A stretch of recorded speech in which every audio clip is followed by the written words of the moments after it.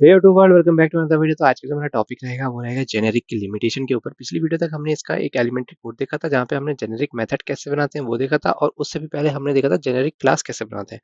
तो जो हमारा लिमिटेशन होगा वो इन्हीं पॉइंट्स पर डिपेंडेंट रहेगा कि ये जो हमने बनाए हुए हैं ये कैसे काम करते हैं।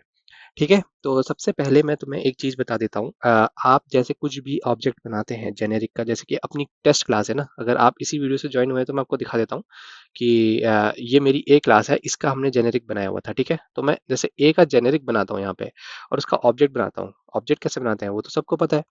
ठीक है, मैं क्या लिखूंगा, ए आई एन टी। ठीक है, किस तरीके का है, O B J is equal to, मैं क्या लिखता हूँ, न्यू ए।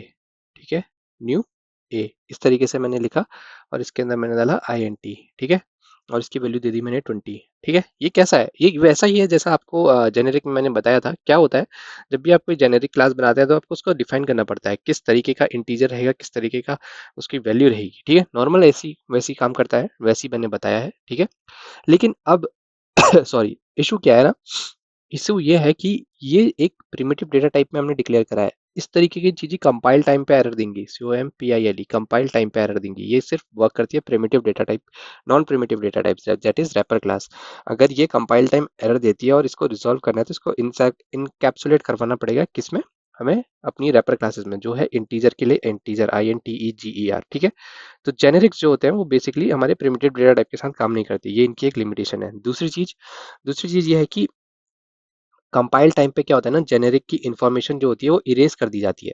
ठीक है, इससे मेरा कहने का मतलब क्या है, लेट सपोज यहाँ पे मैंने दो ऑब्जेक्ट बनाए थे। ठीक है, ये मेरी क्लास थी, क्लास ए, ये रही जो मेरी जेनेरिक क्लास थी, क्लास बी मेरी नॉन जेनेरिक क्लास थी जिसके अंदर मैं इसका इंप्लीमेंटेशन करता था। तो आपको यहाँ पे मेरे दो ऑब्जेक्ट दिख रहे होंगे। ठीक है, दो ऑब्जेक्ट कौन से हैं, एक आई ऑब्जेक्ट है, इस इंटीजर ऑब्जेक्ट, एक स्ट्रिंग ऑब्जेक्ट है। ठीक है, लेकिन मैं होता क्या है, अगर मैं आई ऑब्जेक्ट को बराबर कर दूं स्ट्रिंग ऑब्जेक्ट के, ठीक है, तो ये क्या करने वाला है, ये एक एरर थ्रो करेगा, ये एक्सेप्शन भी थ्रो नहीं करेगा।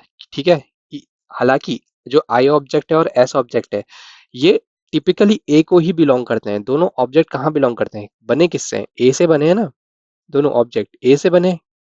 ठीक है, बने हैं क्योंकि इनका पैरामीटर डिफरेंस आ रहा है। पैरामीटर डिफरेंस क्या आ रहा है, ये पैरामीटर डिफरेंस आ रहा है, ये पैरामीटर डिफरेंस आ रहा है, 15 शुभम, सब डिफरेंट आ रहा है। तो ये क्या करेगा, जेनेरिक रिकॉर्ड इस तरीके से तुम्हें टेस्ट करने नहीं देगा। तुम दो ऑब्जेक्ट को यहाँ पे कंबाइनेशन में नहीं लेके आ सकते, ये क्या करेगा, एरर थ्रो करेगा। ये दो लिमिटेशन है। और जब होता है ना, पैरामीटर की जो नेमिंग होती है तो उसका हमें कुछ ना कुछ एक वैल्यू प्रोवाइड करना पड़ता है, उसको कहते हैं, उसको उसके लिए हम डिफाइन करते हैं, मतलब एक कोड टाइप का कहते हैं उसे।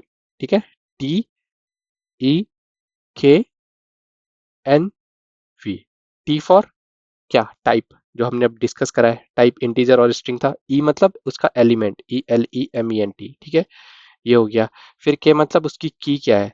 ठीक है, एन फॉर उसका नंबर क्या है, NUMBER, और वी फॉर वैल्यू क्या है। ठीक है, VALU।